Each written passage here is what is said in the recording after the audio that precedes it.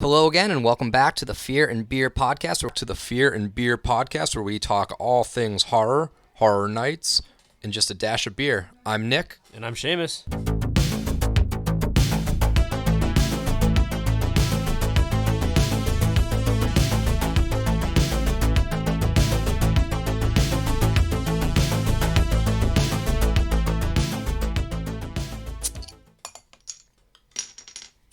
All right, here we are, episode 7. So recently there hasn't really been a lot of Horror Nights news, so me and Shamus figured that we should find a way to kind of fill you in on our personal movie style preferences and whatnot.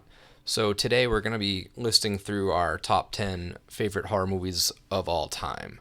And this is top 10 from each of us, so it's not one top 10 list. You're going to get technically, maybe 20 movies. We could be very different, or who knows, you might get like 8 of the same movies in the list. We don't know each other's list. And that was kind of the idea, is that we were going to list out by ourselves what our top 10 movies were, which, I don't know about you, was a lot harder than I thought it was going to be. This was very, very hard for me. I think I started with probably 35 and had to whittle that down to 10. So I have some honorable mentions we'll go through, but if we did this again tomorrow, my list would probably change. For sure. This was, I had some that were in my kind of honorable mentions that somehow jumped into like my number 4 spot. And it just kind of, there's really, I don't think, a definite top 10 for me. It's definitely an ever-changing, especially since it's a pretty broad judgment of just horror movies. This isn't like, psychological thrillers, slasher, whatnot. Right. Is such a broad judgment. So these ones it was fun, but it's going to be very interesting to nail down. Right. And like, that's just, just warning ahead of time. This is not a best of, this is why I think it's the best movie. It's just a personal opinion. So it's not going to be any technical discussion of like, the lighting was done this way. And no. I mean, I'm not an expert when it comes to movie making. I know a little bit, but I judge things based on what I like about it, how it moves me, whether it keeps my attention or not. Funny story is that like most of my movie consumption is at night. Obviously, I have children, so I can't just throw on a extreme gore horror movie in the middle of the day and have my my 4-year-old watch it, because she'd probably want to emulate it. So I gotta watch it at night. So a lot of what I judge is on is, does this hold my attention and not put me to sleep? If I fall asleep during a movie, I'm not sure I'm gonna consider it like one of my favorite. I mean, it might be pretty good, but if I have to start it again the next morning because I missed half of it.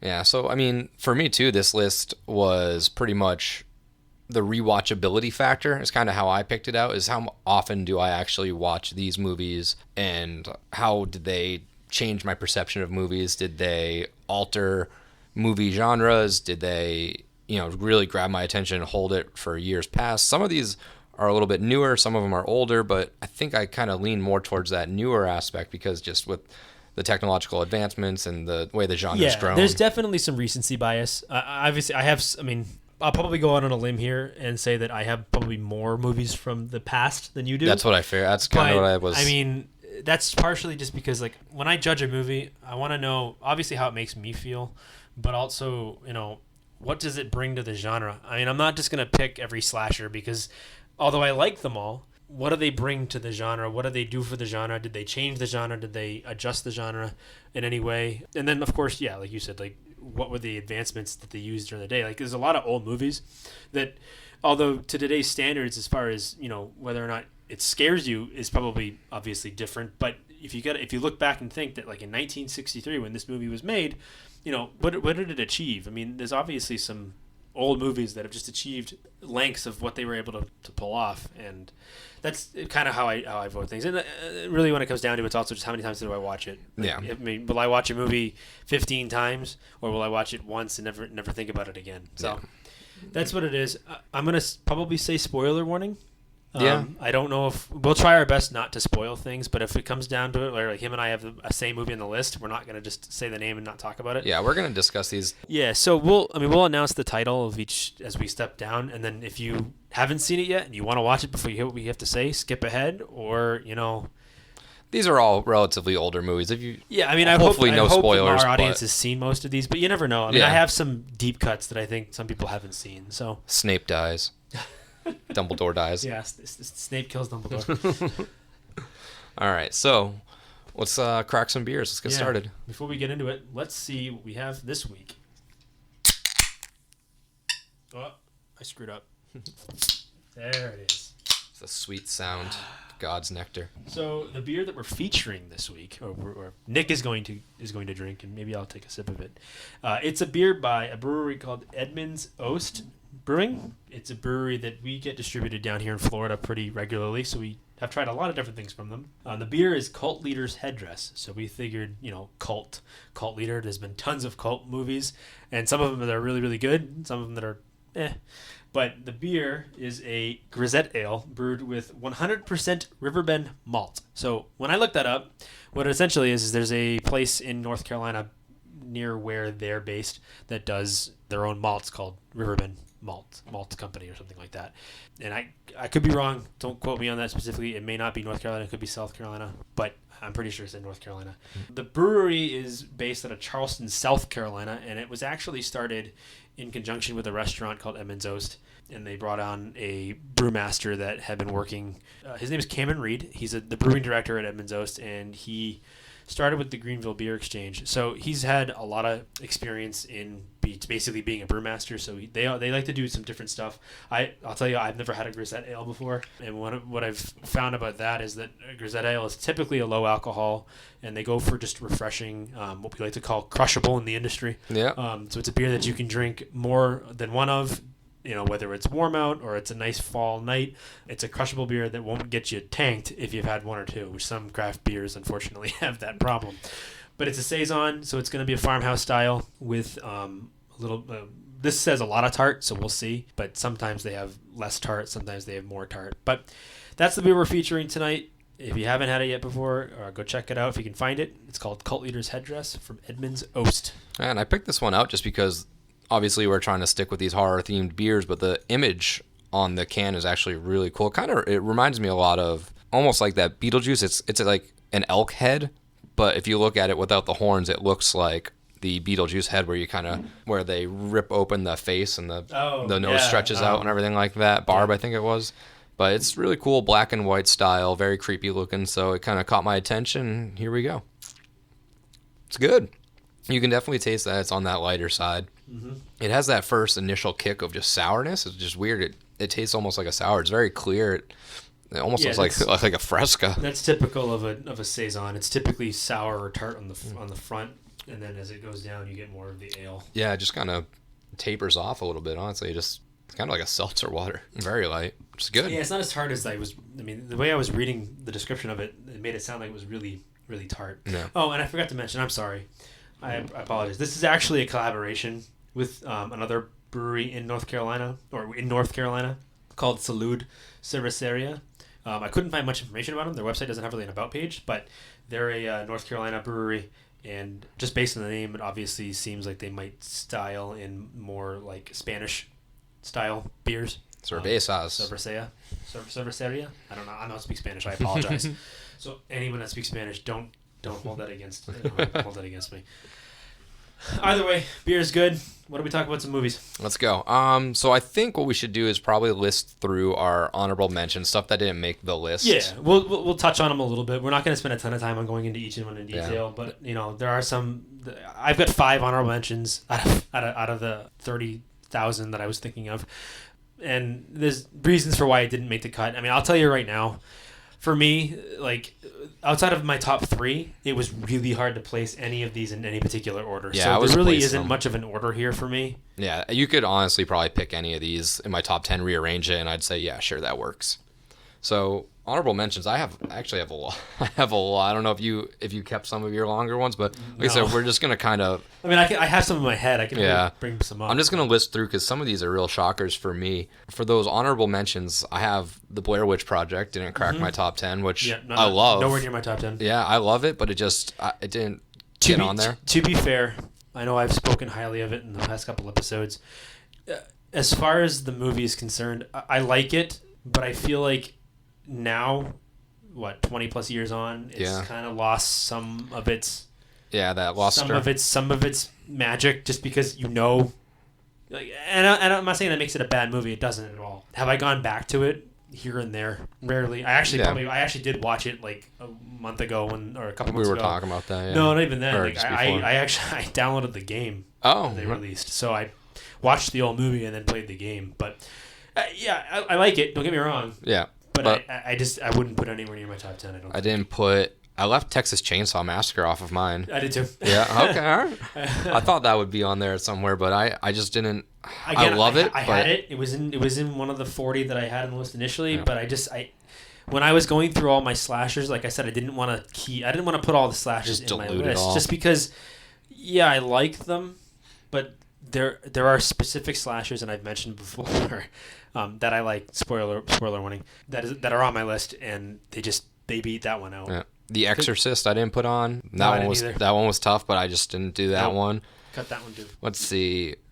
I love that movie too. Yeah, but not as much as the ones that are on my list. A couple movies that I was going to put that were kind of obscure, but really just like a personal favorite, like Shaun of the Dead. I was thinking of putting on, but I didn't. 1408. That's the hard thing about the zombie genre. Before we go into 1408, but the zombie genre, I had Night of the Living Dead. I mean, the first real zombie. I mean, not the first zombie movie, but the first one that we know of, or that created or basically said what zombies were going to be. Yeah, it established that. I mean, it established zombies as a real movie villain, a real horror villain. And not only that, I mean, you've probably heard this from a million people already, but it really did speak to the day that it was made in, and it's very poignant even to today's standards, especially what's going on this year. To have a black lead in the 60s. Yeah, well, that was huge. It was caught a lot of flack for that. Such a huge deal. And again, I don't want to make this podcast political, but just judging by what's going on today, it still speaks volumes. Yeah. Because like at the time that was 60s, 50 years, especially in a horror 60 years ago. Yeah, I mean there's still a trope today where it says like, the black guy in the horror movie is going to die, right? Because that's just the rules. way it is. Yeah. That's why the movies that are on my list, and you probably can guess some of them that are on it. I mean, I try to find ones that break the mold, that break the cliche and break the tropes. Because that's the part about movies that I don't like. I watched a movie last night actually, and it's not on my list or anything like that, but it's called 0.0 Megahertz. It's a Korean film. I love Korean films. But it's still, like most movies today, they resort to cheap jump scares. And if you want to take me out of a movie that fast, throw a cheap YouTube-style jump scare at me, and I'm already going to check out. Those are so hit or miss, because if you nail it, then bravo. I mean, I'm not saying the jump scares can't be used. Just correctly. They just they have to be used. They have to be set up the right way. Make them happen when I don't expect it. Yeah. So going from that whole, political, African lead, I didn't put Get Out on. It was very close. Wow. I could probably switch it out with somewhere in my top 5. Oh, we'll talk about it. Don't worry. But I absolutely, that's what I figured, and I had it on my top 10 until probably like 10 minutes ago or so, and I didn't want to sneak it in because of how recently I had watched it. I think, like I said before, I think I was trying to not let recency bias poison the list, I guess, in a way. But like you said before, I mean, this list is ever changing. I mean, a movie could come out in 2 years from now, and I might put it in my top 10. Yeah, I mean, that's just how top 10s work. I mean, they're not, like I said before, this isn't a technical best top 10. This is subjective. This isn't objective. It's very subjective. If you said Nick put it on your list, I'd be like, okay, yeah, I love that movie. But again, there's a lot of movies that I love that I didn't put on. I didn't put on Cabin in the Woods, which is one of my. I just love that. I kind of wanted to keep that comedy style out, but I mean, it was just so original. I loved that with all the different figures. 1408. I said I left off. A personal favorite that I'm sure I'm definitely gonna get flack for, but I love Freddy vs. Jason.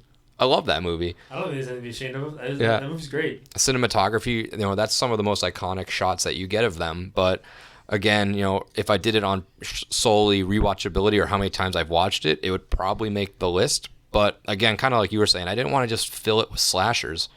Right, because I mean, I'll tell you right now. So I don't want to interrupt your list. Yeah, no, jump on in. Cabin in the Woods was one of my honorable mentions. Yep. I wanted to include that one so bad. I really did. And the reason it didn't make it is just because the ones I have at the end of my list, 6 through 10, it was just so hard to take those ones off of my list.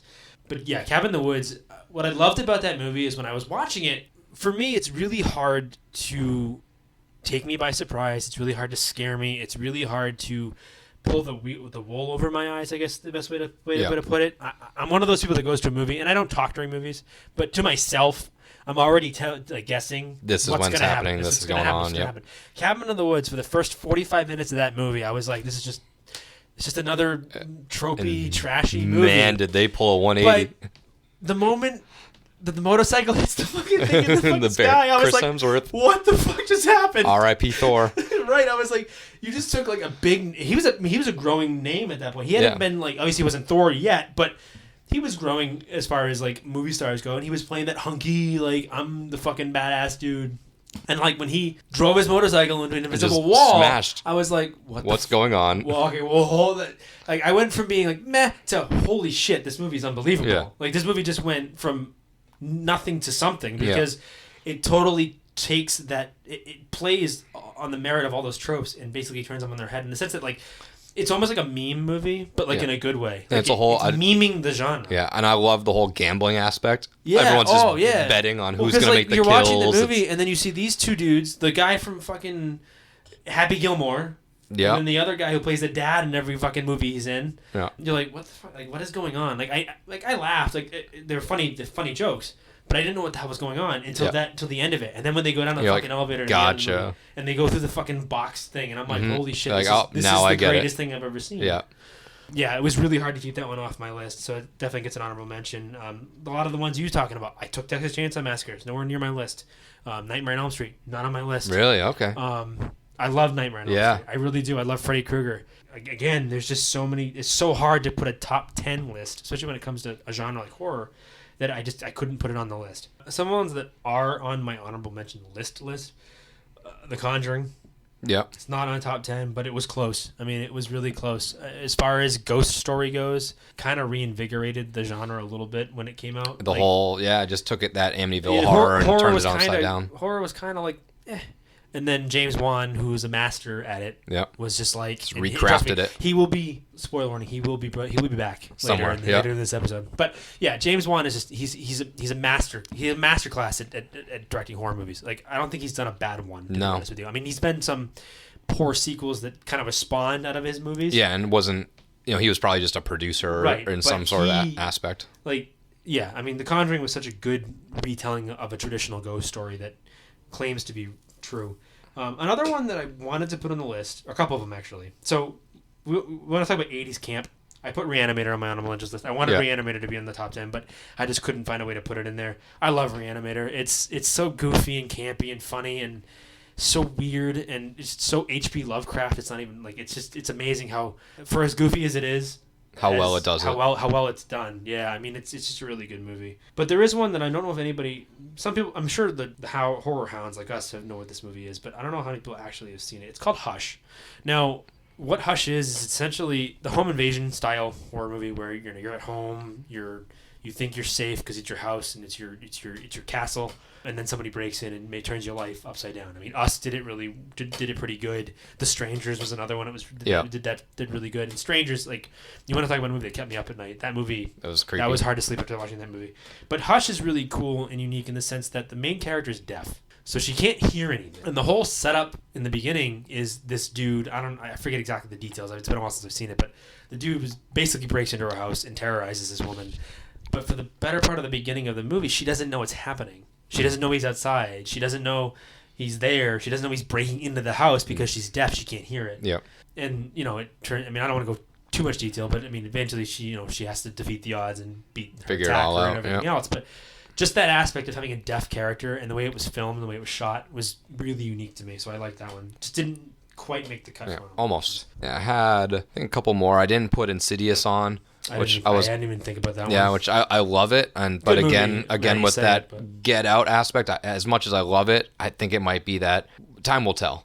I still watch that all the time, but maybe it's just because I've seen it in the most recent years. That you're gonna be like, yeah, it's too new. But I also have a lot of new ones too. Yeah. Mine is pretty sprinkled here and there. Yeah, now that you say Insidious, Oculus or what is it? Oculus, is that the one? Yeah, so it's kind of the same route. Right? Yeah, it's one of those movies. I think they both came from the WWE productions, right? Or one of them was. Insidious wasn't. Oh, Oculus. Oculus was that was with like Well, WWE did that, and they did See No Evil with Kane. Yeah, so I mean, the reason I bring that up is because some people see WWE productions and they go, meh, and they pass it off as like, Yeah, just that's not going to whatever. be any good. It's a wrestling production, but it actually turns out to be pretty decent. Yeah, they can put together if they get the right people. They just license out their characters and let the pros do their thing.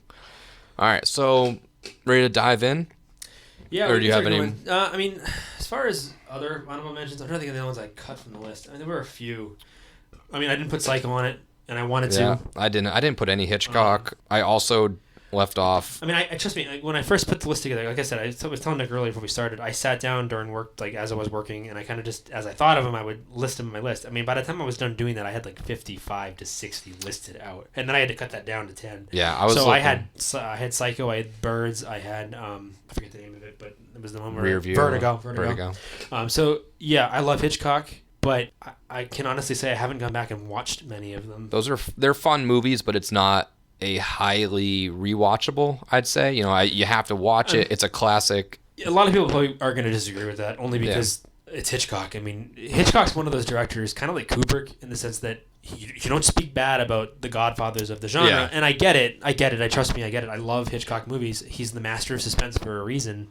And he said himself, it's like, if you want to shock the audience, don't treat them as stupid people, essentially. I mean, like, you got to tell your audience what you're trying to do. But it's just, again, with the ones that I had that I kept going back to, it's just like, there's reasons why I didn't put them on here. Another one that I thought of too, which is more recent, but I love the route that it took, was It Follows.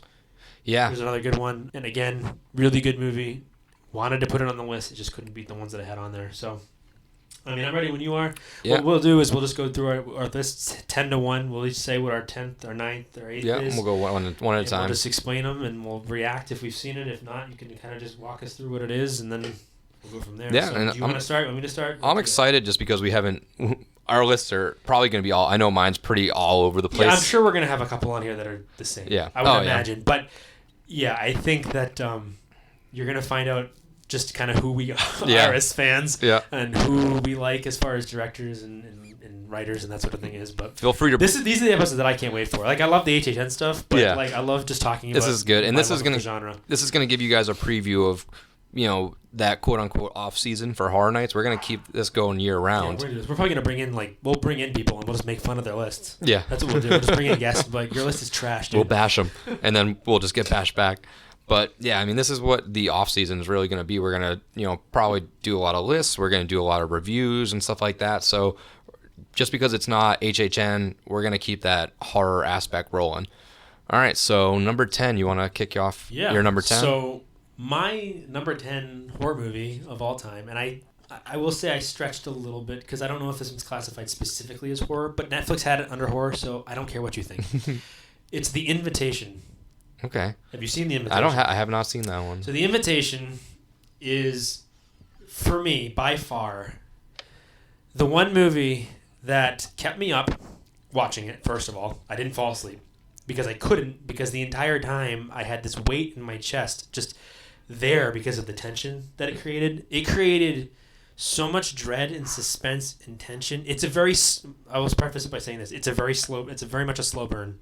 It is a slow movie, and not to say that it's like hard to get into it first, because it hits you right off the bat, and you have to watch it and see what I mean. But as far as what the purpose of it is very much a very slow build up.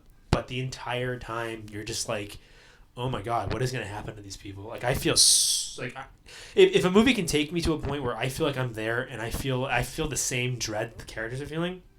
Yeah, they did their job. It's going to do the job. And I've watched this movie 3 or 4 times, and it does the same thing every single time I watch it, even if I know it's coming. Yeah, I'll have to check that one out, because I think I've seen it on the suggested for. Well, his thing is, like, so the thing I love about Netflix and I love about Shudder and a few of the other streaming apps is that, like, when it suggests things to me, like, at first it takes me a while to be like, it doesn't look, I mean, just from the description and what the picture was, it just doesn't look that captivating. Why would I watch it? But a lot of times I have to force myself, you know what, just try it, because it hasn't been wrong yet. Like, they nail it. Like, it's creepy. It took me a while to watch it, and when I watched it for the first time, I was like, wow, I'm surprised it took me this long to watch it. And I'm sure some people are like, oh, it took you so long to watch that movie. What are you crazy? It's a great movie. It is by far one of the, I don't say hard movie to watch. It's just really hard to watch it and not just feel it. Yeah. I mean, like, I'm not kidding. Like, this sense, like, if you've ever had a panic attack before, like, it's not that extreme, but that feeling of just like, what's going to happen. Yeah. And the story is very basic. I'm not going to lie to you. Like, it's not a very in-depth, detailed. Where or most even, horror like, movies are pretty basic yeah, on a whole. It wasn't like an abstract. I have to kind of figure out what's going on. Like, it's pretty clear what's happening. Yep. But it doesn't matter. It just creates so much anxiety inside of you. So that's why it's in my top 10. Yep. So for number 10, we'd actually talked about it last week. I threw Scream on there. Mm-hmm. I just loved that 90s style. I loved what it redid, and it just kind of took the industry and put it on its head and turned itself on itself. And that ending, that twist, I don't think I could ever have seen that coming when I watched it initially. And just Ghostface is iconic. It's not just a slasher movie. It has a lot of that aspect, but it has that kind of, I don't know if mystery is the right word, but that unknowing factor of, who is it? Well, it's this guy. And then, oh, no, it's not. It's this guy. It's that guy. It's, it goes back and forth. So I think for that factor alone, to give me that something to think about is why it kind of cracked into my top 10. Yeah, for sure. I mean, like, that movie, again, we're obviously coming from a point where, like, I've watched a lot of these movies post the build-up. So, like, obviously, that movie came out in 96. I was a little young to probably watch it at the time. I probably did watch it when I was... before, but... Probably shouldn't have, but going back to it, I mean, like we said last week, or the week was last week, that... Yeah, I mean, it reinvigorated the slasher. I mean, slashers were dead at that point, and then that movie comes out and it goes, hey, we're going to take it in a completely different direction and do different things with it while staying faithful to the... Yeah, and I almost said that I don't have a lot of slashers on my list, but I'm looking through, and I got a couple, but for specific reasons. Yeah. But we'll kind of get there when we get there. Yep. So I'm sure we're probably going to have the same one. Yeah. I think at some point. Yeah, it's they're on there. So number 9, I'll start with that one. So my number 9 was Saw. Okay. Yeah. So all right. So this is what we're going to run into an issue where I think that we didn't really talk about what we're going to do with it. So it is on my list. Yeah. But it is not here yet. Yeah. So do you want to wait till it gets to where it's on my list? We'll talk wait. about it? Yeah. We'll go. Because I want to talk about Saw. All right. Because I love Saw. We'll go.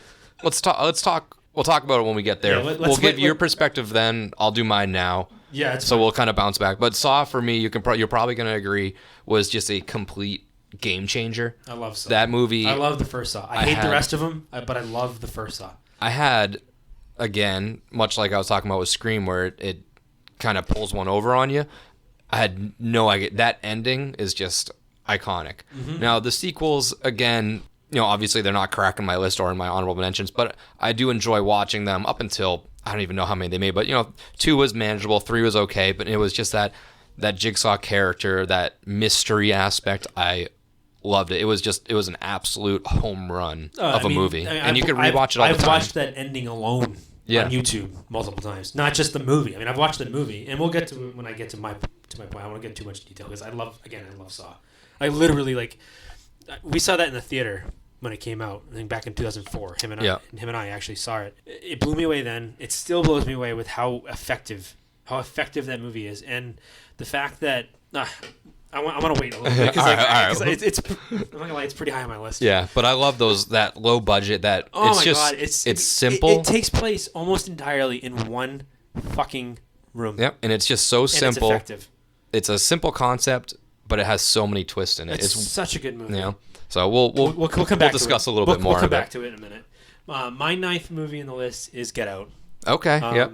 That's probably where I would have landed mine. Yeah, it was hard for me. I wanted to say, let me put it in my honorable mentions. It's too new. It's one of those movies where it's kind of a divisive film to a point, and I don't mean it in a bad way. I mean, I know that people will look at it and go, "Oh, it's just making a political statement." But you know what though? It works. Mm-hmm. Like that movie, I rooted for the main character. It had a twist. I mean, the twist in it was. I mean, you could say the twist was kind of cliche, and you could kind of see it coming. I mean, obviously, I'm a white guy, so I don't know the feeling of being a black dude Yeah, dating a white girl. I can't put myself having in to that situation. The white girl's family. I'm sure it's terrifying. I can imagine it being terrifying. Now, tenfold, you're at a Right, and that turns out a murder auction. It turns out they're taking your brains and sticking old white people's brains in it. Yeah, that's terrifying for anybody, as far as I'm concerned. So, but it's still it captivated me. The story captivated me, and Jordan Peele. Going into it, you're like, Jordan Peele. I mean, he's the funny guy, right? Yeah, he's a Comedy comedian. Central. Like, Yeah, Comedy that Central. guy? I love that show. Wait, he's doing a horror movie? Yep. And then you go see it, and you're like, because first you see the reviews, and it's got 100% on fucking Everywhere. on fucking Everywhere, Rotten Tomatoes. yeah. 100%. Until one jackass had to ruin it. Yeah, Two jackasses of course, had to ruin it, make it typical. 98 fucker. But the point is like you're like, all right, well now I have to see it. Like I'm not gonna see it. And yeah, I mean, Jordan Peele. I mean, I said it when it came out. You know.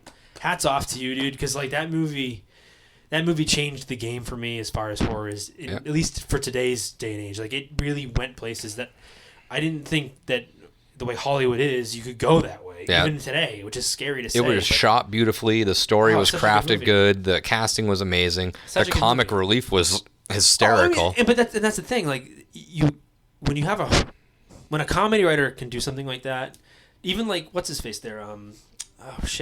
Eastbound and Down. Danny McBride. He writes a lot of horror movies. He wrote that new Halloween. The new Halloween movie. Like they bring a fresh look to it, and they're fans too, like which is nice. Yeah, right, and it helps when you're a fan. Like obviously Jordan Peele's a fan of horror, so that's why it works so well, and that's why I know why Us was so disappointing. Yeah, because I liked Us. Don't get me wrong, but I feel like the message was kind of lost on me. I didn't quite understand what that movie was going for. But Get Out, like it was so simple. And it was kind of predictable. I mean, when he got to the house, I was like, I kind of see where this is going a little bit. But I didn't expect the ending. I didn't expect that to be what it was. Yeah, like, that was crazy. I didn't see the auction aspect of it. I saw was just kind of like a murderous style and then of house. Course, it turns out with I don't want to spoil anything, but the girlfriend, like, holy shit. Like, she deserved what she got. Motherfucker. Yeah. Motherfucker. Yep, she got it. Stupid bitch. She's getting it. But yeah, it's such a good movie. If you haven't seen Get Out yet, what are you doing with your life? Like, go see that movie. Even if you're not really a horror fan, see that movie. Yeah, I love that movie. Fun fact: the gentleman playing the one who says "Get out, get out" when he gets flashed with the camera is the same dude that was in the Gems movie that just came out with Uncut Gems. Uncut Gems. He plays the black dude that is his buddy, bringing him Kevin Garnett and all his friends. Oh yeah, yeah. He's the same dude. Oh yeah. But yeah, that's my ninth. All right. You want to give my eighth? All right. Yeah. So we'll go right to me. So this is another one you're probably gonna be like. So I went Hereditary. Okay. And hear me out. So I love Hereditary. I saw that movie in the theater. I go to movies by myself a lot because I'm a loser. And it helps that my wife doesn't like horror movies. She hates them.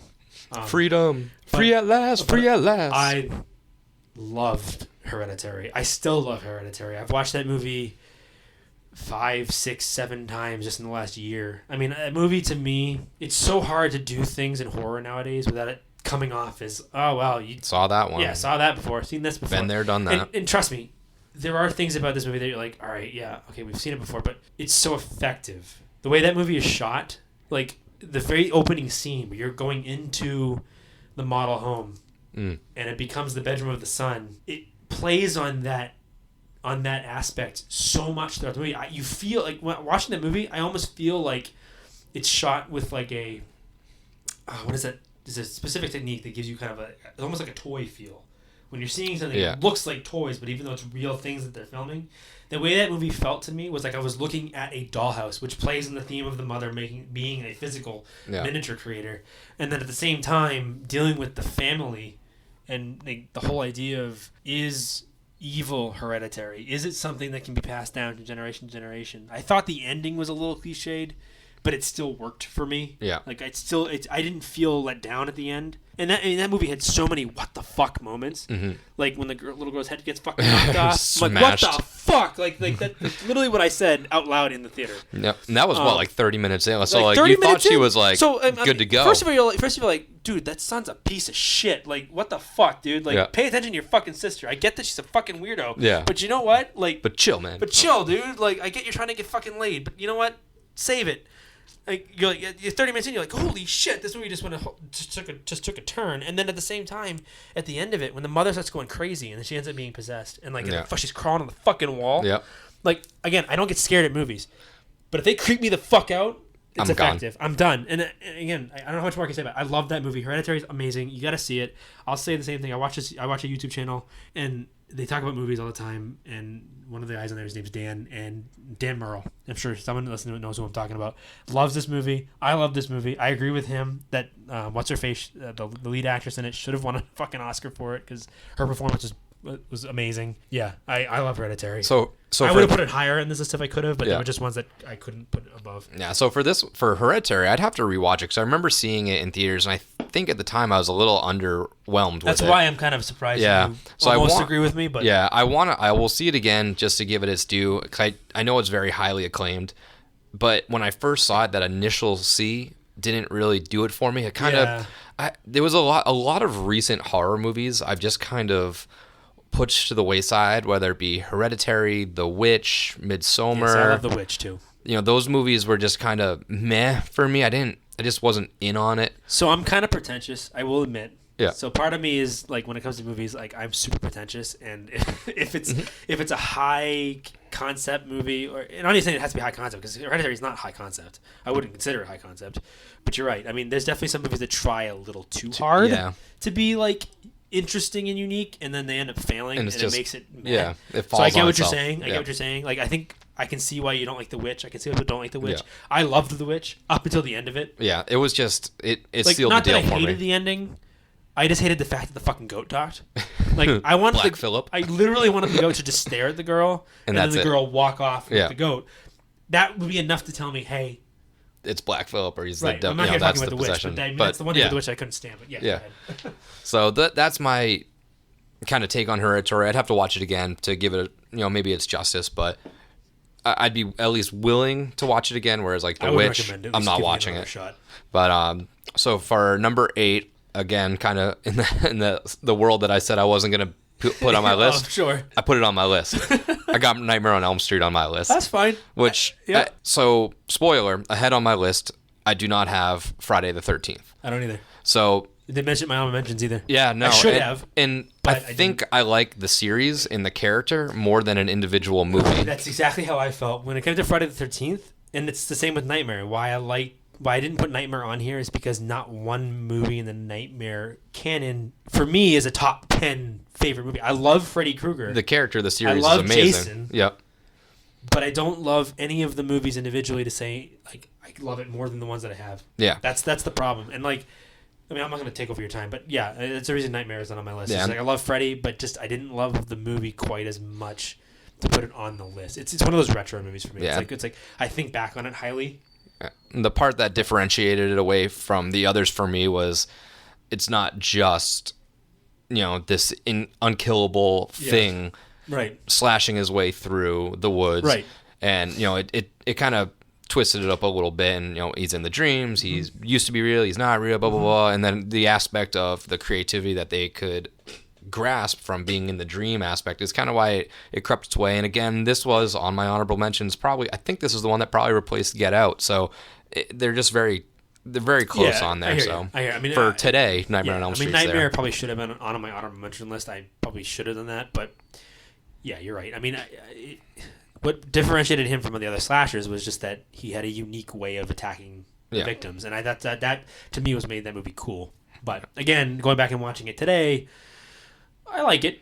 It does its job. I mean, I watch it, but again, I watch it because of Freddy. I watch it to see Freddy. Yeah, I don't not the watch story, it not for the the movie. I yeah. don't watch it for the main actress. I don't watch it for anything else but Freddy, and to see Johnny Depp get sucked into a bed. Yeah. But that's besides the point. Number 7 for me, I think, is probably, I would just say, not on your list. Okay. And I don't think it would be in your honorable mentions, and I Okay. don't think it would be in a lot of people's favorite movies. Okay. So it goes really back to personal preference of just, I remember seeing it in theaters, I remember the reaction that I had to it, and it really drew me into this aspect of horror, and I got to give number 7 to Signs, Okay. M. Night Shyamalan. Didn't even think about it. Yeah. But I can see it. Science is pretty good. That first time you see that alien walk Oh, up, yeah. that Spanish, that little Mexican party, and we're like, Yeah. Vamonos, children. Vamonos. Aquí, aquí. And then you just freeze frame on this giant Joaquin green Phoenix. thing. Like, Before he was Joker. that movie put me on to that sci-fi aspect. It put me on to Shyamalan, where I think I had previously watched Sixth Sense, but Signs is one that just opened my eyes more. And another movie that was on my honorable mention that everyone hates was The Village.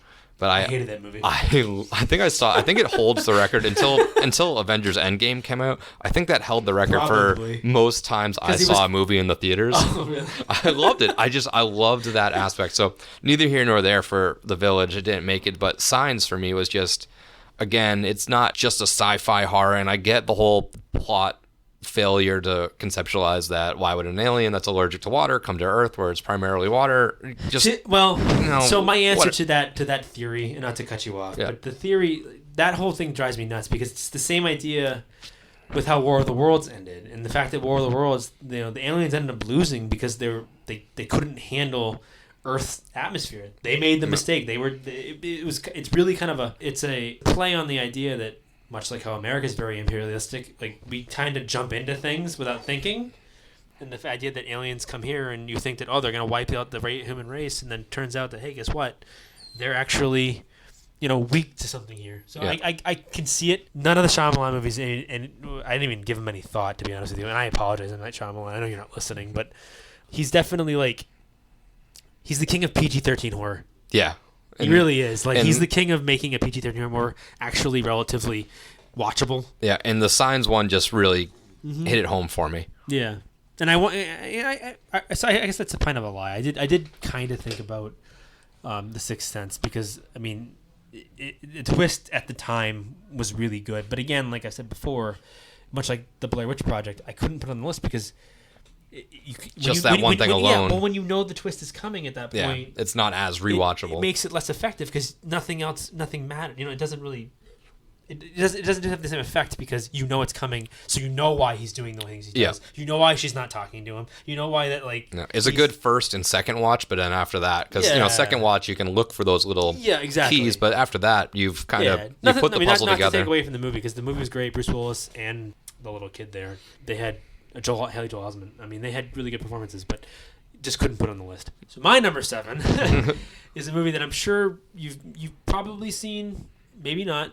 It's The Babadook. Oh yeah. Yep. So The Babadook, again, it's one of those movies that I saw it on Netflix. It was a Netflix suggestion when it first got released on it, and I watched it for the first time alone. And it was one of those movies that it didn't scare me in really any way. I get what they were going for as far as trying to scare you, but what made me uncomfortable pretty much the entire movie is just how bleak that situation was for that woman. She was being a single mother to a child that was, not gonna lie to you, was kind of a tyrant, but being terrorized by a faceless and a seamless, you couldn't see the ghost, you really couldn't see the Babadook, but just every scene in that movie gave me dread. It gave me that feeling of what's going to happen. Oh my God, what's going to happen? Oh my God, what's going to happen? And it was the first movie in a long time that I sat down with a group of friends and watched and got to enjoy everybody. Get to see the reactions. Got to enjoy everybody squirming the entire time. And it's a very, I hate using the term smart movie, but it is a smart movie. It's a very smart movie. It's very well done. Very well done movie. Very well acted. But I can go back to that movie tons of times and still get the same feeling of, oh my God, this movie just makes me feel so uncomfortable. Yeah. And short and sweet. Love The Babadook. Had to put it on the list. Gets it done. So I guess it's back to me. Now, my number 6 movie, kind of like The Invitation, I cheated a little bit. You may not consider it a horror movie. I consider it a thriller horror movie. We talked about it last week as well. It is The Silence of the Lambs. Yeah. I love The Silence of the Lambs. I remember this movie being in my dad's VHS collection. Didn't know what it was. Called The Silence of the Lambs. I'm like, ooh, this must be a kid's movie. This must be a fucking a family movie. This or is something for me. Crazy. I love lambs. Parents never let me watch it, so I watched it when they weren't home. Sorry, Mom and Dad, but I had to watch it. It was not a kid's movie. To my surprise, it was a very horrifyingly insane movie. That's why I am the way I am. So well done, so well put together. Probably why the way I am. Exactly. Probably the way I am is the reason. Probably for that reason. For that reason, I read Misery at 7, but that's besides the point. I love The Silence of the Lambs. I love that movie. I went back and read the book as an adult because I found out through later years that it was actually based on a book. And it's really based on a lot of the actual writings of one of the FBI's first criminal profilers, and I forget the guy's name now. It's escaping me, but he also helped produce the Mindhunter TV show that's on Netflix. So a lot of that movie is based on real life, and what makes that movie so terrifying is the shit that people can do to each other, and the shit that people like Buffalo Bill actually exist in the world. I mean, that movie is so. I mean, as a kid, obviously, it was crazy scary. But even as an adult, I mean, it's so out there. You're just like, you're grossed out. You're also intrigued by the mindset of this person. Like, you want to listen to Hannibal Lecter talk to you. Like, you really want to listen to him. He pulls you in. He's so captivating. And that comes from Anthony Hopkins' acting ability. But at the same time, like, the way him and Jodie Foster play off each other in that movie is just so well done.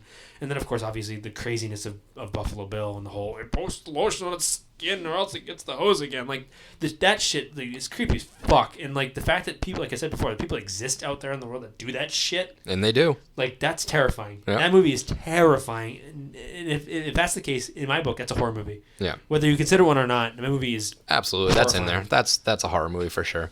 Number 6, for me, again, probably a movie I'll catch flack for, but I don't really care. I love this movie, and I love pretty much all the sequels that follow is Paranormal Activity. I love it. I know it crossed my mind. I know the first one crossed my mind. Yeah, I know that it's cheap. I know that it's, gaggy little scares and a door moved. Oh, the first one was relatively scary. I mean, it was terrifying the first time I saw it because I was in theaters and it was just, I had no idea what to expect.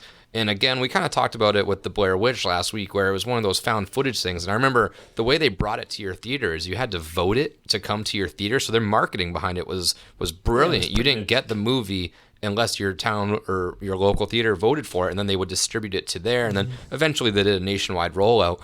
But when I first saw it, the tension that it was just in the theater was, you could hear a pin drop, kind of like A Quiet Place, where in the theater you didn't hear anything, and the bass was just.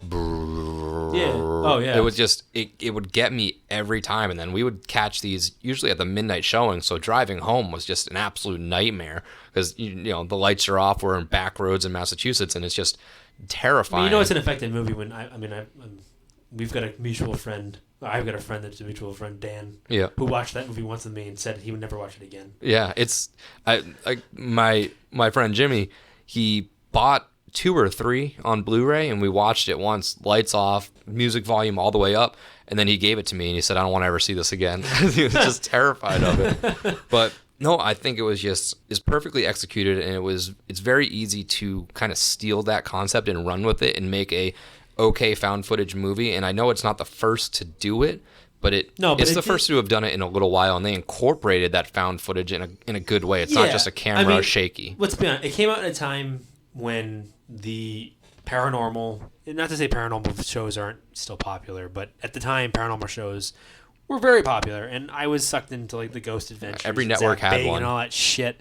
And it's effective because it's like, oh, this could be real. I mean, you kind of get that feeling a little bit, even though you knew it wasn't, because people claim to be haunted by things all the time. And I to this day still claim to have seen ghosts, at least one ghost before. Yeah. So believe me or not. Yeah, I'm not going to change my opinion. Yeah, don't judge me or whatever. But yeah, I don't hate that movie. I thought about it. Wasn't going to be in my list only because like at that point I'd kind of been over found footage, and I'm sure if I went back and watched it again, I'd probably like it and be like, oh, this is a fun movie. But yeah, I wouldn't judge you for it. Yeah, you're not the only person that likes that movie. No, that's for sure. And it's cheap, it's easy. I get all of those things. I think for me, it's one of those things where the sequels ruin it. It's tough with because the sequels are so trash. And they try to incorporate the story much more than they needed to. Yeah, exactly. They were okay. I will rewatch 2. 3 is a stretch, and then anything after that, I don't. Have they made more than? Yeah, they have. Yeah, they have. They made so they did 4, which was like a webcam style one. It was like a neighbor. It was it took all the good stuff from the first movies and mashed a bad story. Everything. I mean, we're sitting here complaining about it, but every horror genre. I mean, every horror movie usually has some sort of cash cow driven into the ground type. And how many purges have they made? Yeah, and that's the thing is they make these so cheap that you make a movie for a couple $1 million and it makes $100 million. I wouldn't say The Purge 1 was my favorite movie of all time, but I liked it. Yeah. The other Purges were garbage. Yeah. Yeah, I mean, I wouldn't judge you for that. I mean, I could see it being on a list. I mean, in my top 10, No, but I mean, I can see why you'd put it there. So for now, jumping up, we're finally breaking our top 5 here. Top 5. This is when it gets real. This is when I actually had to put an order. Yeah. So I think this is where we'll probably come together because we haven't hit. Probably. We've had one already. Yeah, we've had one hit. We haven't got to it yet on my list, so you'll see how much I hold this movie in regard. But I think this is where we'll start seeing similar movies. It'd be pretty cool. I hope we can get some in the same order. That'd be interesting. Yeah, so for 5, I know that this one is not on your list because you mentioned it already, but for me, I have The Conjuring on there. Okay. Yeah, I knew you liked that. Yeah, and again, I loved that. We talked about it previously, but I know we're in that haunting talk already from Paranormal Activity, but The Conjuring was that Amityville-style haunting, that house haunting, and again, with those jump scares, it's easy to do, but it's hard to do correctly, and I think that this movie just kind of nailed it. The story aspect of it, this is one of those series that I don't mind dragging on with sequels and spin-offs because, it's not just a weird added story. It's, real life, quote unquote events that these two have gone through that can actually bring us a good movie. So it's not just like, a sequel following this. It's like, no, it's these characters, but a whole different setting. Well, yeah. I mean, I'm one of those that, like, if you tell me you've seen a ghost, you tell me you've lived in a haunted house, or you're terrorized to go somewhere, or terrified to ever go back somewhere because you've been terrorized by something that you can't explain. I'm not one of those to be like, you're lying, you lying sack of shit. You're just trying to make money. Like the whole Amityville horror thing. Yeah. Like, I'm not one to jump to conclusions like that. I mean, I will take you for your word and say, you know what? If you think you've seen something, you say you've seen something, then you have. Then maybe you have. I mean, how can I tell you haven't seen it? I mean, I wasn't there. I love The Conjuring. Like I said, it was really hard for me not to put it on the list. Mm-hmm. I just the ones 6 to 10 for me were too hard to take off of the list. Yeah. To replace it with one of them. So that's the only reason it's an honorable mention for me. But you're right. I mean, again, we'll go back to it as we said before. James Wan is a master. Yep. He's sprinkled all in our top 10s. He's a master at horror, and that's why you've seen him pop up more than once. I mean, that movie had great acting. It was believable. It was shot great. They were good. They were effective jump scares. Like I said before, if they're effective, then they work. If they're not effective and they're forced, they don't work. No. And then, the only part about that movie that I think kind of draws back a little bit for me is just the generic possession scene. Like, yeah, the ending. I mean, I've seen so many generic possession scenes so far. So it was a little anticlimactic. And the whole idea that what's his face there, the couple, Ed and Lorraine. Yeah, that Ed was an ordained minister. I didn't know that, and he can do exorcism. And I'm sure it's true. I'm sure he really was, and he did, and whatever. But that movie, it was just very cliche. Felt a little too convenient, a little too cliche for me at that point. But the rest of the movie is terrifying. The lead up to it is terrifying. Seeing these people be terrorized is believable. Like I get it because I've never lived in a haunted house in that manner. But I claim whether you believe it or not, to have seen a ghost in the old house I used to live in, which was a hospital back in like the 1800s. So, do they exist? Maybe, who knows? But the movie was great, and I thought that it was worth it. But yeah, that's the only reason it wasn't on my top 10 is because there were just certain things about it that was like, maybe not. It's just that other movies had better. Yeah, just better. So my number 5. And I don't know. This might be in your list. Maybe no, it won't be. Again, I don't think I'm stretching here, but I went with Alien. Okay. The first Alien. Sci-fi horror. Ridley Scott, excuse me. That movie changed my life. Yeah, when I saw Xenomorphs, baby. That movie, when I saw that for the first time, I was probably like 12 or 13, watching it at a friend's house. We had bought it. We got it on DVD or on DVHS, whatever the fuck copy, whatever it was. We sat down, we put it on, watched it in the dark, and that creature, that H.R. Geiger style, that creation. They did an amazing job. The Xenomorph is, for me, I would honestly say, third scariest bad guy in horror of all time. Yeah, and there's I would nothing fight you can do anyone about that it. says otherwise. Well, I wouldn't fight you. I'm kidding. Verbally, I would verbally argue with you. The Xenomorph is terrifying. It's more terrifying than Predator. He's more terrifying than.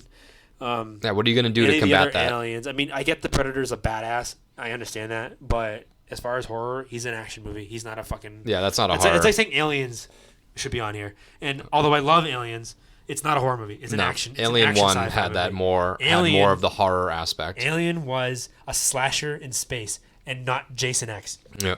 in space, no one can hear you scream. It was a space slasher, and that's really what it was. It took what other slashers had done previously and said, let's put him on a space station or on a spaceship where no one can save you. Yeah. And there's a murderous, terrifyingly quiet, brain-eating, dick-tongued fucking alien. And there's nothing you can do about it. That will come out of the fucking vents and eat you alive. Like, that movie, again, changed my life. Like, I don't know how else to put it. Like, I know it sounds dramatic, but it's true. Like, I watched that movie. Everyone's got those movies. And from that point on, I was a horror movie fan. Yeah, that one I didn't have on there, but it did cross my mind, and I danced on, do I want to pop it in there? Do I not? I mean, so if we did like another sci-fi horror style list, it'd probably be my number one. Spoiler for whenever we get to doing that. But again, for me, I mean, I guess in a couple turns, you're going to see one that, again, is just as much of a stretch as that, where it's like, is it really a horror? I mean, it's less of a stretch than Silence and The Invitation. I'll give you that. Yeah. Because it's definitely, to me, it's a horror movie. It is. It's a horror movie first and a sci-fi movie second. Yeah. Because it takes place in space and it's an alien, not a fucking dude with a knife. And the only reason it seems like a stretch is because of the secondary genre, where some of these are like just horror. But that one's horror / sci-fi, but it's still horror nonetheless. The first time you ever get to see a chest bursting, yeah, you're blown away. You're like, holy, like, you're so used to like all the kills being external. This fucking thing grows inside your chest, and then all of a sudden, just out of nowhere, you're like, and then fucking chest explodes. And like, the story is that on the set, they didn't tell the other actors that was going to happen. Yeah, none of them knew that you was get the genuine reaction. And then William Hurt goes onto his little fucking convulsions, and his fucking chest explodes. like they say that like when the girl gets splashed in the face with the blood, that reaction. She wasn't. Yeah, that was a genuine reaction. She had no idea. They couldn't console her after they called cut on that scene. That movie is phenomenal. Like, this movie could have been higher in my list, I think, but obviously the four that I picked that I have above it just were that much better for me. But that movie, this is gonna be a recurring theme going forward, is that every other movie from what we've heard from me were some sort of changed my life in some way when it comes to watching. And they all seem, for me, the first 10 through 5 were all kind of meshed together.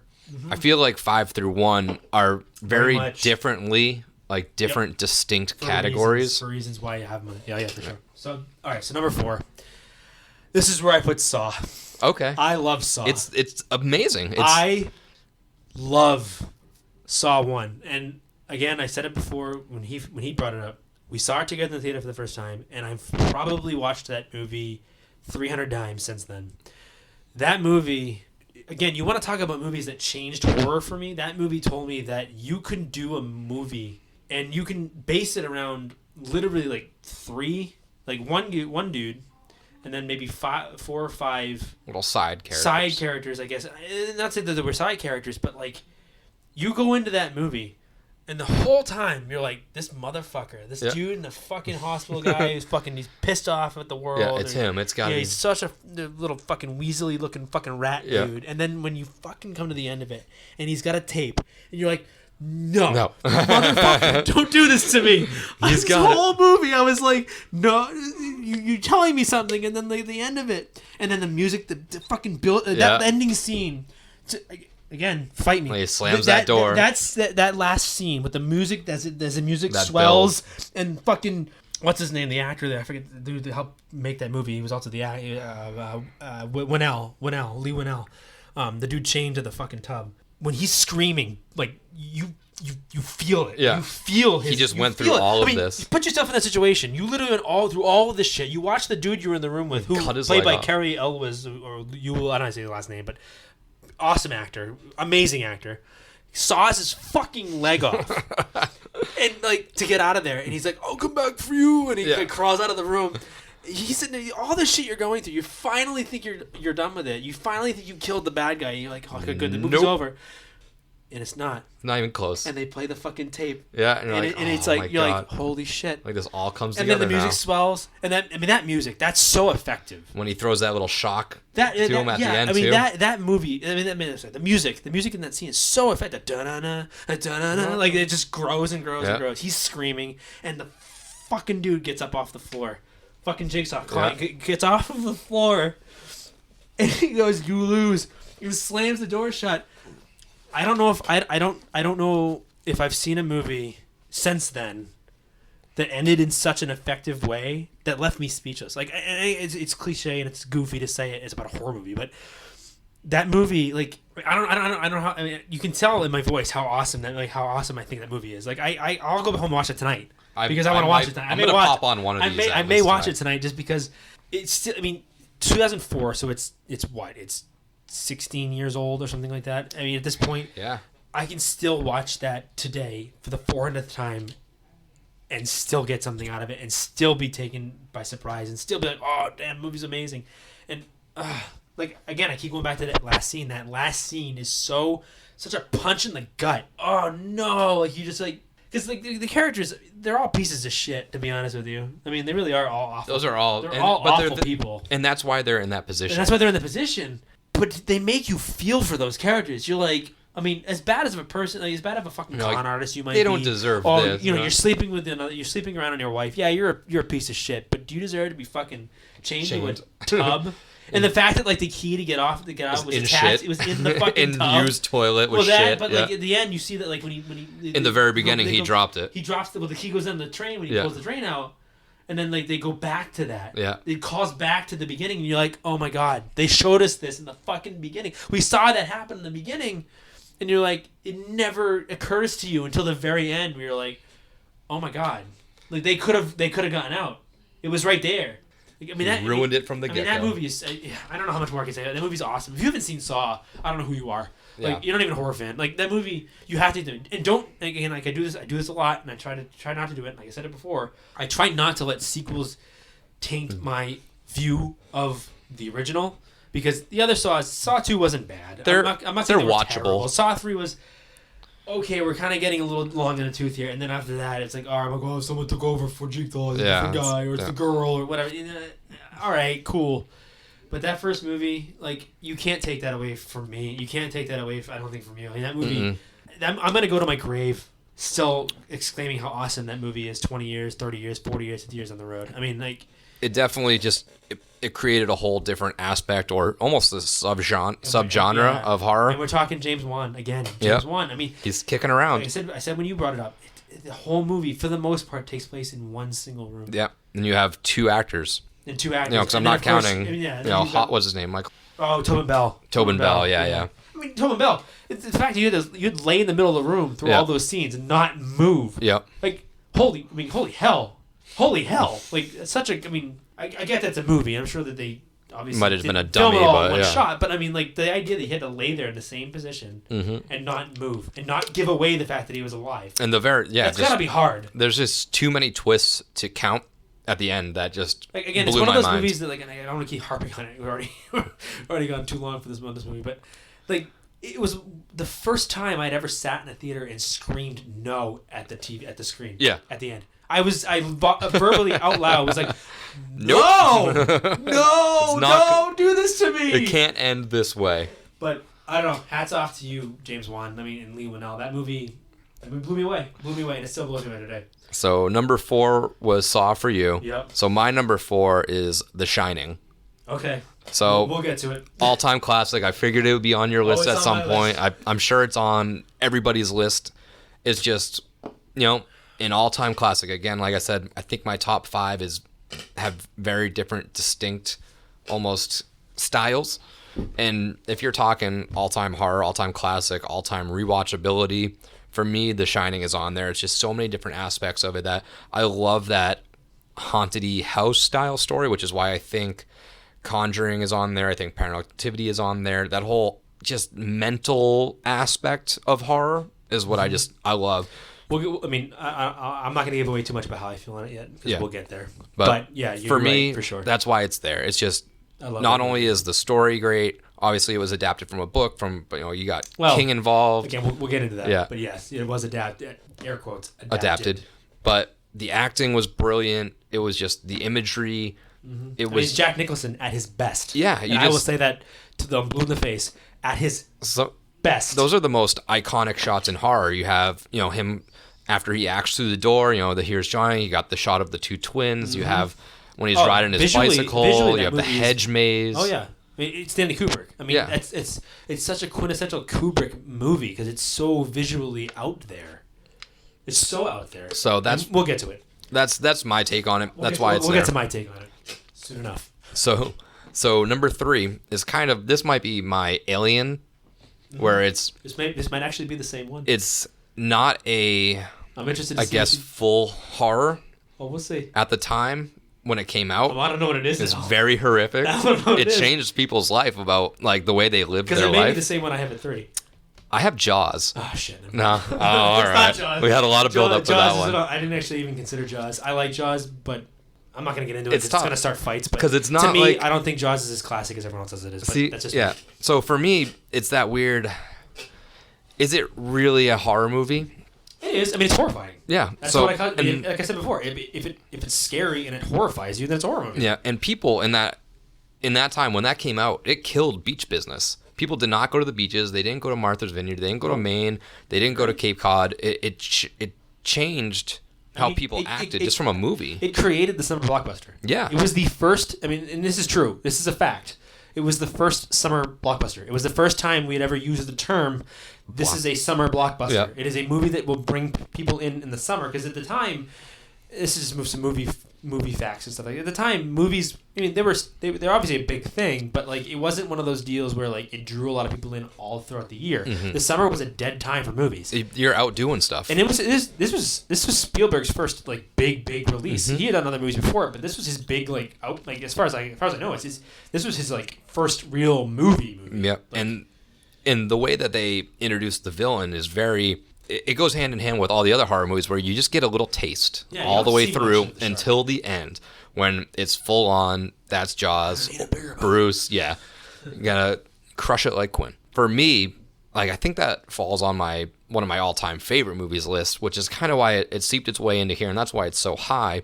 Again, if you didn't really grow up going to beaches and going to the water, it might not have the same effect it on doesn't you. resonate as much. Yeah, but going to, being from Massachusetts and spending a lot of my summers in Maine, that whole beach aspect, and this is where that movie is, quote unquote, takes place. Amity is, kind of just a knockoff version of Martha's Vineyard. And for those of you that went what? Maine? Yes, Maine has beaches. Yes, it's cold, but there's They beaches. have beaches. And It's called Wells and Old Orchard Drake's Beach and Island, stuff. yeah. Drake's Island. But we get, and there are, on rare occasions, shark sightings up there. There are great whites that, depending on how the weather in the ocean is and the currents or, whatever, if the temperatures are right, they do come up there. And for us, since it's such out of the ordinary, it's a little bit harder for us to react. If you come down to some of the beaches on Florida where there's just sharks present, it's kind of something that you're used to. Up there, we don't know how to react to that. That's just a whole new world for us. So for me, Jaws is up there. I had to give it its due. I love that movie. I saw it this past weekend. Every 4th of July, that's when you have to watch it. It's just an all-time classic for me, and that's just what it is for me. Oh yeah, for sure. And again, this is what I love about the whole different- listing yeah. thing is that like I can see your side of it, and don't take this as I don't like Jaws. I like the movie. I just don't like it anywhere near enough to say it would ever be Top near 10. a top 10, top 50. Yeah. I'm not kidding. Like I like Jaws. Don't get me wrong. It's just You look for other things yeah, in that I horror don't know, movie. and maybe part of it is like you said. Like I didn't really spend my life going to Maine. I mean, we went to Maine with you once in a while as kids, but like it We wasn't weren't like, on the beach a lot. Yeah, you were there every weekend. Yeah. I didn't go all the time, and I don't like beaches. I don't Yeah. like going in the beach water just in general. So it's like That horror doesn't yeah, resonate it doesn't with really you. resonate. I understand the fear. I mean, Yeah. the fear is. I would say the fear of being eaten by a gigantic fucking animal is probably a pretty widespread fear. Yeah. But yeah, I like the movie. I'm not a fan of it enough to say that. Yeah, I would put it on a list. Yeah. Now I'm interested to see your 3 because when I was going through, when I was prefacing mine, you were excited and said that there was kind of, maybe not similar, but I was kind of leading that way. So I'm curious to see what your 3 is now. Okay. My 3rd. The reason I got kind of excited because you said this is kind of like my Alien. Yeah, So I thought where you it meant was- like sci-fi. Oh, so I meant on that where it's kind of like a subgenre. I wonder if you even consider this movie. And the funny thing is the next 2 movies are the same director. If Okay. that tells you anything. My number 3, and it's a remake, so it's not the original. Yeah. If that tells you anything, it's another sci-fi alien horror type movie, but it takes place on Earth, very remote location on Earth, and you don't really actually see what it is, just what it becomes. I know where you're going with this one. So my number 3, not to leave it any longer, but is The Thing Yep. from 1982, the John Carpenter The Thing. So it's a remake of Howard Hawks' The Thing from Outer Space. And that's the one everyone knows. That's the good one. So the reason I say remake only because I'm being coy. It is a remake in theory, but it is not the same movie. The Thing from Outer Space is a completely different type of movie. Yeah. If you've ever seen it, it's a good movie. He just took the concept. It's one of those campy 50s movies where you're like, I can watch it as a joke. Yeah. I'm not clowns. I'm not getting scared or anything like that, but it's a cute 50s attempt at horror. Mm-hmm. I mean, and again, at the time, I'm sure it was terrifying. It was like the movie with the giant ants, like They Live or whatever the fuck it's called. The Thing from 1982 is like Alien, one of my favorite sci-fi movies, not only horror but sci-fi movies of all time. I'm a Kurt Russell junkie. I love Kurt Russell. I want Kurt Russell to be my granddad. Like, I love Kurt Russell that much. I wish I was Peter Quill. Especially the Santa Claus movies that he made on Netflix. Hey, my kids have watched that. I have watched those hey. movies.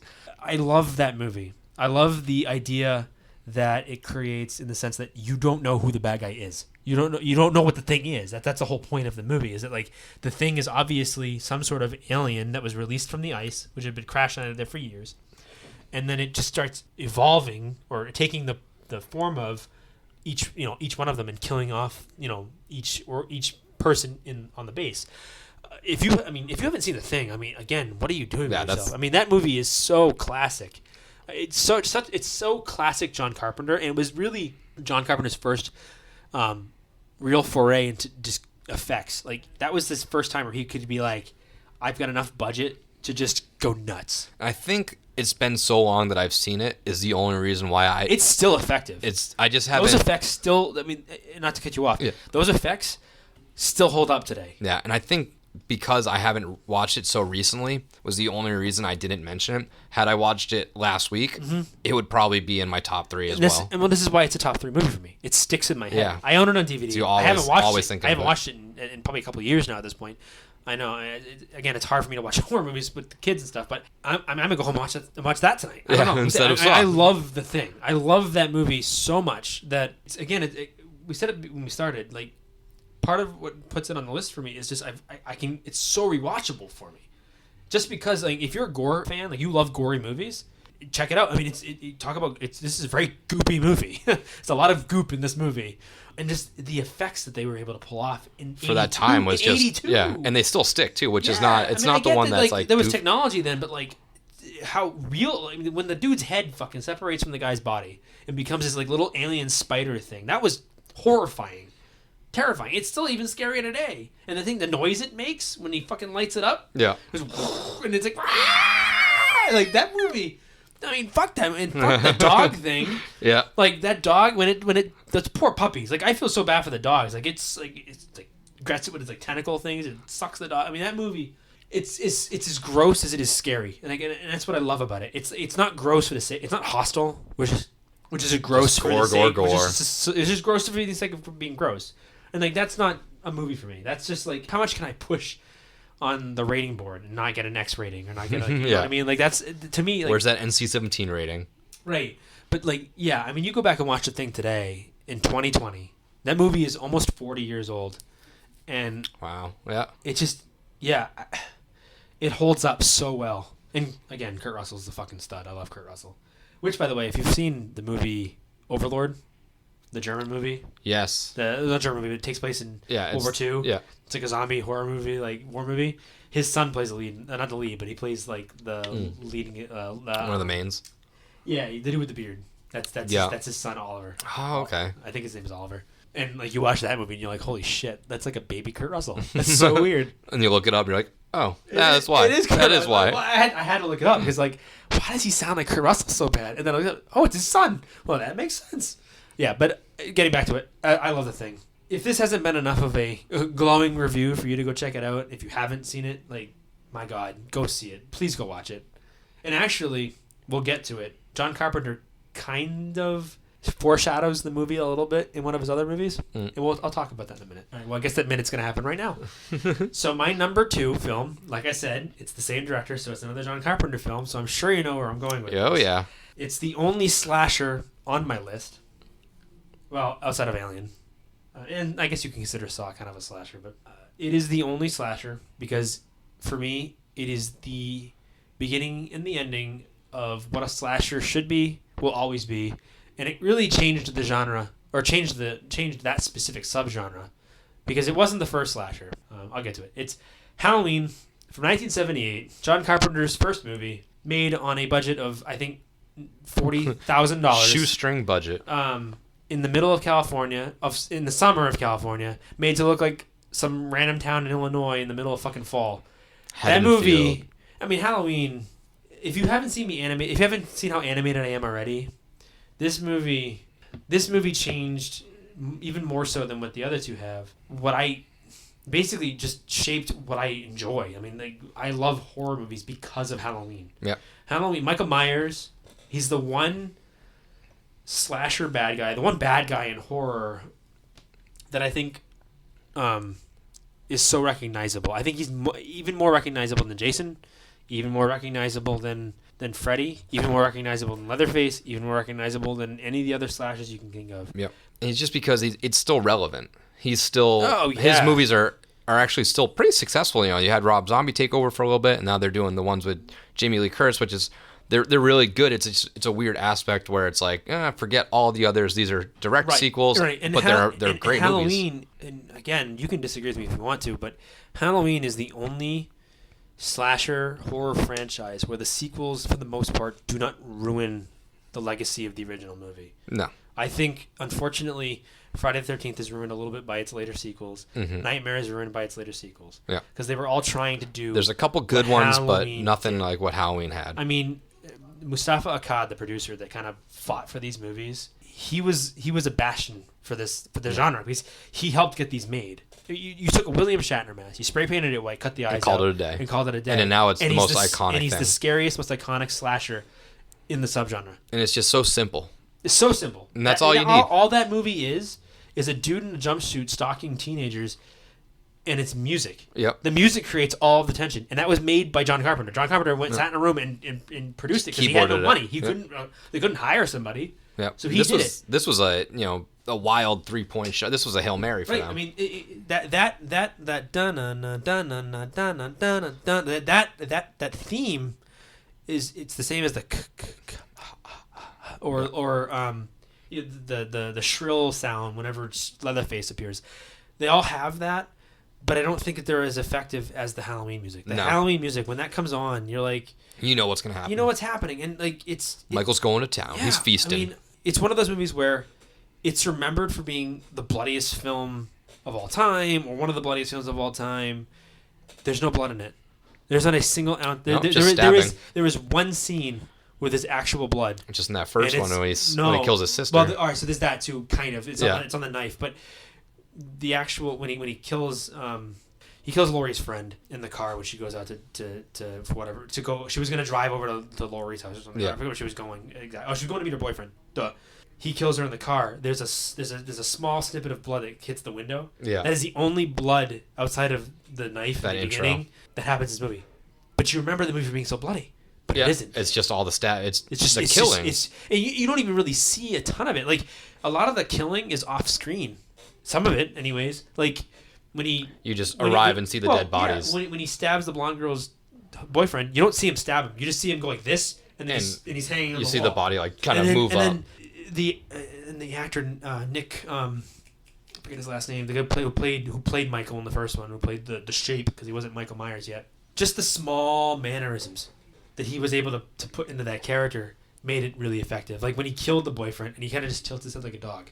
Just a little bit. You're like, so eerie. Holy shit! Like this dude, like the character he's obviously a broken soul. First of all, he's a broken person. It's the darkest eyes. And he's just really the dark. Devil's eyes. And then you talk about Loomis. Talk about Dr. Loomis. I mean, holy crap! Like Dr. Loomis, Donald Pleasance. I mean that character. I mean, and he was the only one that like stayed consistent throughout the series. And I think that's what ties that series so well together. It's unlike the others, is that it doesn't rely just on the slasher to carry that movie. That movie is more about Michael. There's a storyline to it. It's Michael, it's Laurie, it's Dr. Loomis, and it's that triangle. That dynamic. That holds that together. Now, granted, you could argue that The 6th movie was the 7th movie was Resurrection was Trick or treat, motherfucker. I love that one. I mean, Busta Rhymes. I loved it. It was a cool little concept. It was fun.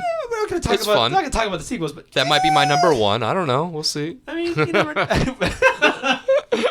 I would die. I'd probably laugh. Halloween My 2 and 1 Halloween is Resurrection. Jason X and Halloween Resurrection.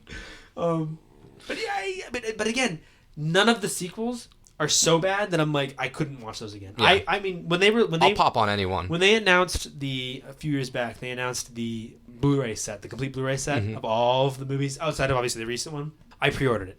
Because I'm like, there's no way there's going to be copies of this left. I mean, it comes in a collector's box. I pre-ordered it for like $200. Kind of found out like a year later there's still copies of it for like $50. But I don't give a fuck. I'm that big of a fan of Halloween. I need it. That I had to buy it. Yep. I had to have it. I still have it. I mean, I love that movie. I mean, I don't know what else to say. I mean, I'm sure you've got other thoughts on it, but I love Halloween. I love the original Halloween. I love how it altered what slashers were. It wasn't the first slasher, but it was the first one that did it right. Yeah, it changed it. That's for sure. So for number 2, I think I fell a little bit into that recency bias. That's fine. Where I have it on there. Okay. The first one? I'm going to go first one. Okay. If I have the second one wasn't good. Yeah, if I have to pick just one, I mean, obviously you can chapter 1, them. but I would kind of smash it together all as one. It's our podcast. Who gives a fuck? There are no rules. So I would smash it all together because it is one storyline. It is one cohesive story. Obviously, 1 is much better than 2. I love the actors that they chose for 1. The kid from Stranger Things, whatever his name is, like Wolf. Yeah, Wolfhard. It's got some badass metal name, but yeah, Finn Wolfhard. Yeah, the casting was brilliant. They didn't destroy the story that we knew and love. It made it a lot creepier with the technology that they have, the CGI, all that cool stuff. They were able to create that fear and that creativity that it, as a character, it was set to portray. And it was just done in such a brilliant way. I love that story. Just the book itself, the old version with Tim Curry was a great story. But then when they came out and said, we're redoing it, we're blah, blah, blah, blah. And then we saw that first trailer. We saw the logo with just like the little hand holding out the balloon. It was amazing. The scares, again, kind of like those very like jump scares, but it's not. Yep.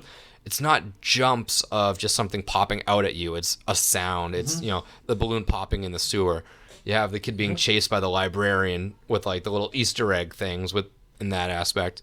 There's so many little scares, and the way it builds the story. As I'm a sucker for like those kid focused movies, outside of horror. Even still, I love like Goonies and like Super 8, where I love those cast. I love having kids. I mean, that's why Stranger Things is so popular. It's a good it's a good way to build around like a story, because they don't have all the answers to fight these problems. They're not, even adults. You find out in chapter 2 they don't have the answers still, but it's that. They might not be fully scared by it. They don't fully understand it. They're very vulnerable. Yep. So the casting was perfect, and I could go on for a while, and we're stretching it a little bit long here, but I think people are gonna listen all the way through. We're closing on number 1, but for me, just 1 and 2, smash it together. If not, just chapter 1 is fine, but iconic. I'm a Stephen King. Great. I'm a Stephen King nut. I've said it before. At this point, you're all probably tired of hearing it. I love Stephen King. Yeah. I've read so much Stephen King. I love the first It movie. And this movie, I think, just does so much justice for it, where we finally have the capabilities of portraying what it actually is. Yeah, and again, I'm not taking away from Tim Curry's performance, because Tim Curry was a phenomenal Pennywise. Tim Curry is a weirdo, and I love it. I love how just weird roles he puts himself. He went and put himself in. But yeah, it's different. It's a different version of it, and I can like both. I love how balls to the walls they went when it comes to the scariness. Just of it. Terrifying, and that's what I wanted, because like the book to this day, it's my favorite Stephen King book. Yeah, I mean, I love it. I love the book. There was no giant orgy scene, but but I mean, not saying that I wanted everything down from the book. The blood was fine. Funny fine. But, I love the first one. The second one I was not as blown away by. I liked it for being to basically conclusion. To conclude it, yeah. But you're right. I don't like. It was the same with the TV movie. I preferred the one with the kids, because the kids to me is a better story. It's more vulnerable. There's more to believe. It's more believable. Mm-hmm. Get a bunch of adults together. They fucking can figure it out. Can't get out of their own fucking head. Yeah, I mean, it's. Don't get me wrong. The acting was awesome. I mean, they had a Bill Hader, fucking James amazing cast. McAvoy, Yeah. and the way that they cast him, and it's cool because like they cast him in ways that they actually do resemble the kids. It wasn't a stretch. Oh right, yeah. So they nailed that one. I didn't think anybody fully expected Bill Hader to pull off a horror movie, but he had his comedy. Yeah, I mean he was. Have you seen he was Barry? the shithead kid. Barry, he's in Barry on HBO, and that's kind of the same way. He kind of plays like a serious, funny guy. He's perfect for Richie Tozier. Yeah, I mean, that's who he was. I mean, he embodied that smart character. mouth, you know. Yep. And it was just a great casting, and like we said, we could go on and on and on, but I think everything down the line on this movie checks the list of being an all-time great for me. Oh yeah, I'm with you on that one. I can see that one. I didn't consider it for my list only because I think, like you said, I was kind of trying to not be super recent with it, but I also think as good as it is, I don't think it can crack my top 10 with the others that I have on there. Yeah. All right. So number one, here we go. We're in our ones. So number one for me, I said I wasn't going to put these on my list, but we just talked about it. It's Halloween 78. Okay. That's my number one. For me, personally, that has the most rewatchability for me. Yep. It's the most iconic, and I tried to not talk about it as much when you were because I didn't want to blow that aspect of it. No, it's fine. It's the reason why it's at number 2 for me because it really came down to which of the two that I have, that one and the one I have left, which you probably already guessed what it is, but it was really neck and neck because, again, Halloween, like you said, is just iconic. So for me, I could rewatch this any day, and like you hit on, the sequels don't ruin it for you, and I think that's kind of why I edged off Friday the 13th from my list, whereas I love the character and I love the series, and at Horror Nights I love the houses and it's brilliant, but Halloween itself as just a movie, not a overall series, Halloween 1 is, for a movie aspect, all the way through from start to finish, something that can captivate me and reel me in for that amount of time. It's easy to see why. I mean, look at Friday the 13th, the first Friday the 13th. The thing that the series is known for isn't even in that movie. Yeah, Jason's there is no not Jason in that movie. And then 2, he doesn't have the mask. But when you think Friday the 13th, all you think about is Jason and the hockey mask. But he doesn't get the hockey mask till 3. Yeah, so it takes a little bit of a build for that character, whereas Halloween is just it throws you right in. That first shot where it's just that long, they don't cut it. The one shot. Yep. That was kind of like a unseen, undone thing at the time, and it was just from there on out. You don't need to know much about the story. You know a little bit about the character, and it's the stuff they add in later throughout the series. That their brother, sister, yada yada. That's fine. The characters of Loomis, Michael Myers, and Laurie Strode, that's all you need. Every single August, I flip on this movie. This is the first Halloween movie that I watch every year. I mean, when I do my Halloween-a-thon, and I watch a bunch of movies from September to November, I watch that movie more than once. It's the first thing you pop on, and it's so easy to watch. You could watch it fully. You could have it as background. It's just, it hits everything for me. To be honest with you, it hits on everything it does, it hits. Like I said before, but the sound and the sound design and the music, that hits every time something happens. Like you hear that and you're like, you ears perk up because like something's going on. That's your cue. So for me, between us talking about Halloween already, number one, that took it home for me. That was my number one. I'm with you with it. I mean that again. Like that was the closest one we had. I think. Yeah, could very well have been my number one too. And I honestly, I think at first it was gonna be my number one, but the more I thought about it, this one took the cake. Mm-hmm. But yeah, you're right. Halloween's awesome. I've played Michael Myers for Halloween like 7 or 8 times. Ben Michael Myers. I love Michael Myers. Michael Myers is my kindred spirit, other than the fact that I'm not a fucking serial killer. Psycho killer, murderer. I mean, for all the slashers in the genre, he is the king. He's the godfather. He is the king. And the fact that we haven't had a Michaels versus anybody shows to you that you cannot touch him. I love those like little collab. I want to see Freddy versus Jason versus Michael. They're stupid. I know they're stupid, but God, I love Freddy versus Jason. Michael's king. I don't give. I mean, he doesn't have the size. He doesn't have the size of Jason. He doesn't have the wits of Freddy, but he's got the relentlessness. He's the dark soul. Unstoppable. He's really the unstoppable. He is the devil.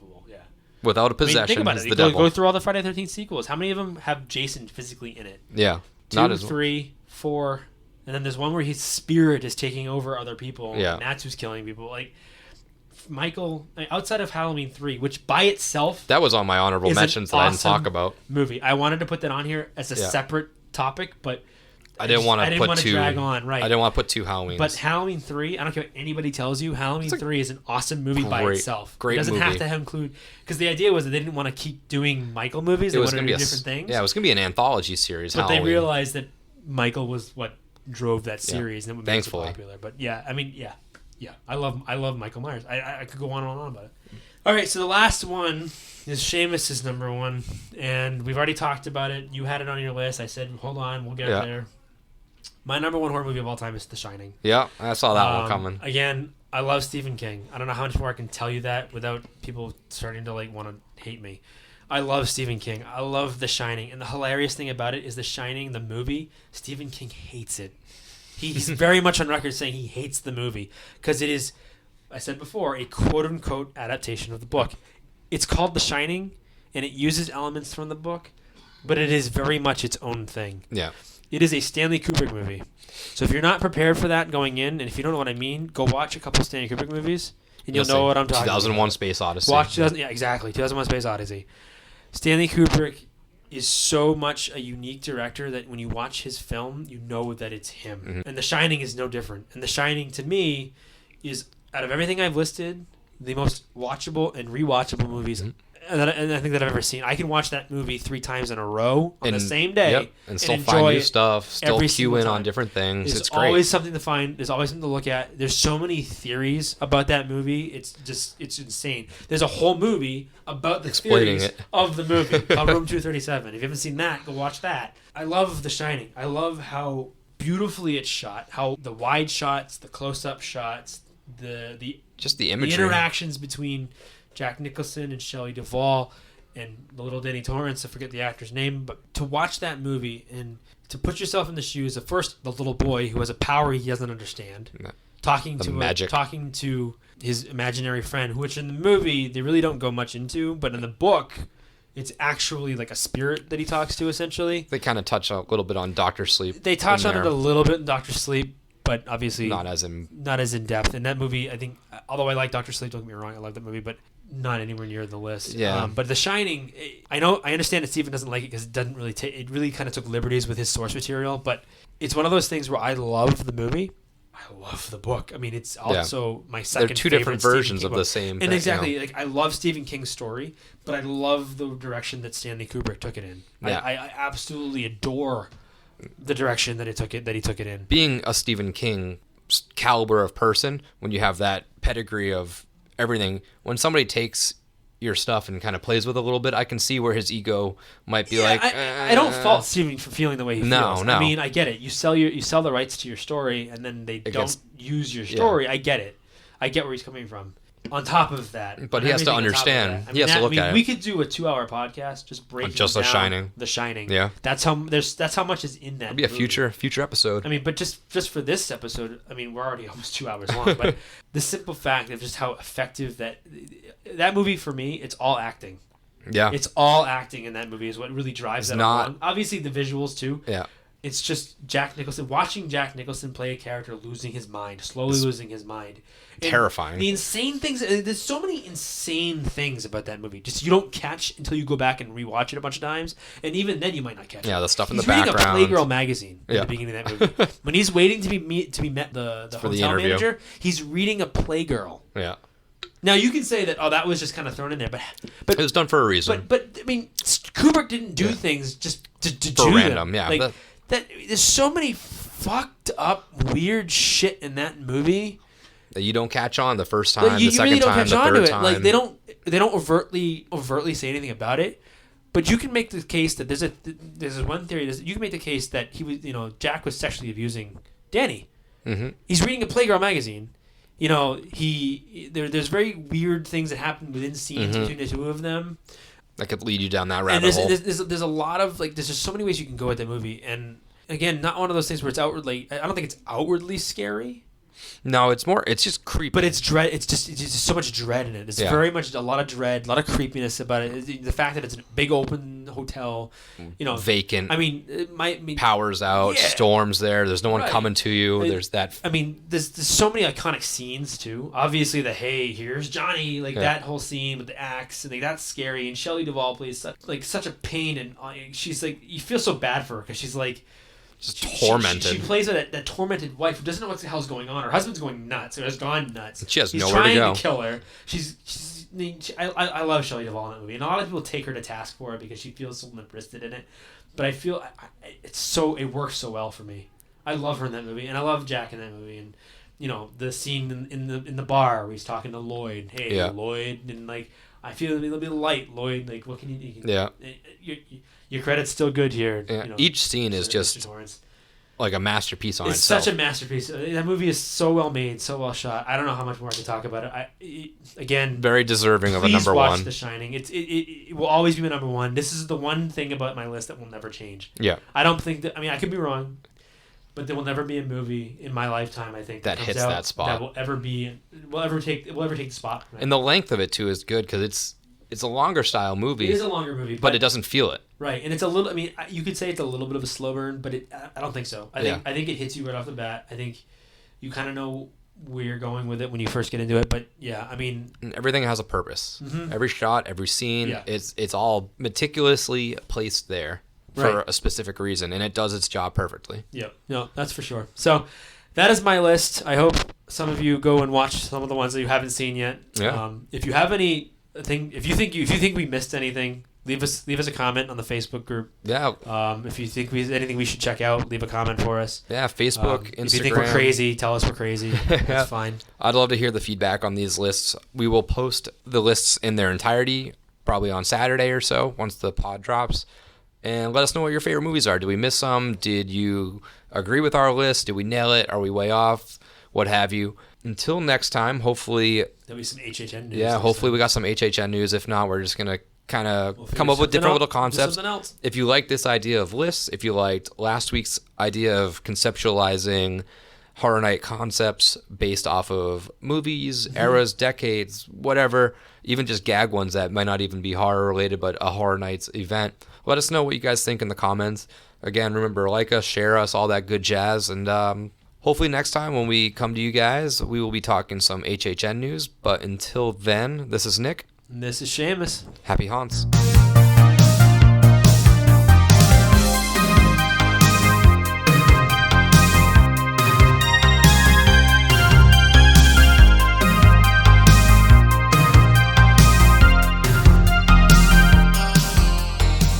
And again, I would just like to thank Vampire Stepdad for letting us use his music for our intro and outro music. So if you would, just go check him out, Spotify, Facebook. Again, that is Vampire Stepdad.